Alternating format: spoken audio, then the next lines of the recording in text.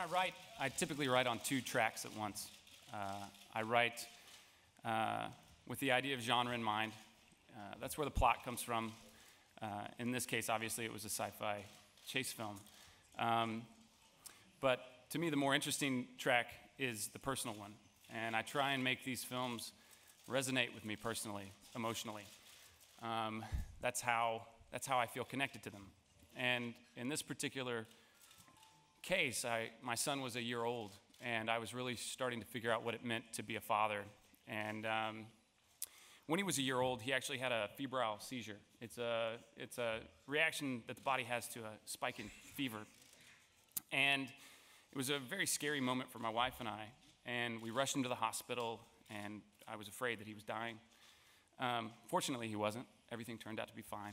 But it made me realize in this moment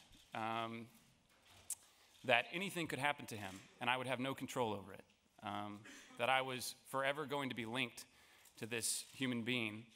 And if anything ever happened to him out in the world, I would be devastated. And I had no control on that. And this fear kind of overtook me because I realized how delicate this situation was and this relationship was. And I think Midnight Special began as a way for me to process that fear. I think the reason why we love our children so much is because of this fear. And I made a film about it. Jeff, the second part of your question about how he directed us, he obviously has a vision. He had a vision of what this movie was going to be like. So when he directed us, he was very specific, and he saw the movie in his mind, and he basically told us what he was thinking and what this movie was going to be, what he thought it was going to be. Jeff creates an atmosphere on the set and with the locations he picks, and an environment where you just kind of feel like you're there. And I think that's very hard, especially we shot in New Orleans, and that's a city that many films shoot in these days. And every place, even this stretch of highway, I think we went like 2 hours away, just for a stretch of highway.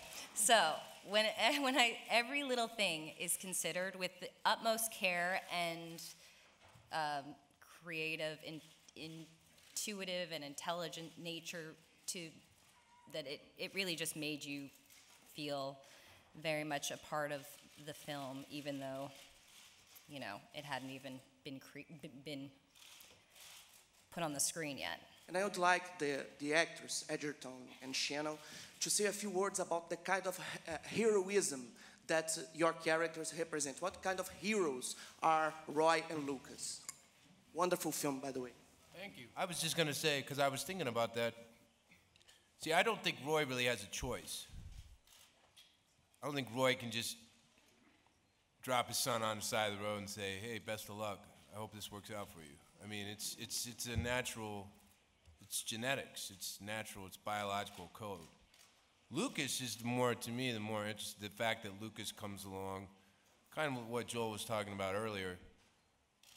Lucas is very heroic, I think, particularly in that he's willing to do things he's not necessarily comfortable with or hasn't done before in order to protect me and to protect the boy.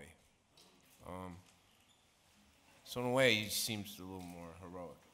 When I first read the script, I just felt like he was some kind of soldier. This is, as I was reading it, not even realizing what Jeff had chosen for him to do as a job, but not as in like he's an ex-soldier, but a soldier in that he's in service of other people for another person's mission, I guess. And it just sort of felt interesting that there was a willingness and a dedication to somebody else's purpose. And if that's heroic, I'm not sure, but by definition in the script, I think that it seems that way. But the service of others thing, I felt very interesting. Before I sent the script for Shotgun Stories to Mike, there was a scene in there that explained how his character got shot in the back. You know, that film is about characters, it's not about, but several characters talk about how he got shot. They offer up explanations, but nobody really knows the truth. I wrote a scene in that script that explains it, and it was terrible. It sounded like movie dialogue. It was just pure exposition. There was no reason for that character to be explaining that story to the other character. And when I removed it, I immediately thought the script got better, the story got better by actually removing information. And since then, I've taken that further and further. And Midnight Special is the culmination of that experiment, of removing information to the point of possibly endangering the story itself. But it was an important experiment to make. And some people out here will agree with it and some people won't. But it was a very calculated decision to try and remove as much exposition as you possibly could, which doesn't mean it doesn't exist. You know, I built character backstories for all of these people. I built an entire story for this other dimension, all of these other things. And then I made a rule, and it was no character can speak about something that the other character already knows about. So, for instance, Joel's character and Kirsten's character, they have a scene where Joel kind of explains his backstory. But that's because she needs to know that information. It makes sense that he would be explaining it to her. But in other scenes, that doesn't happen.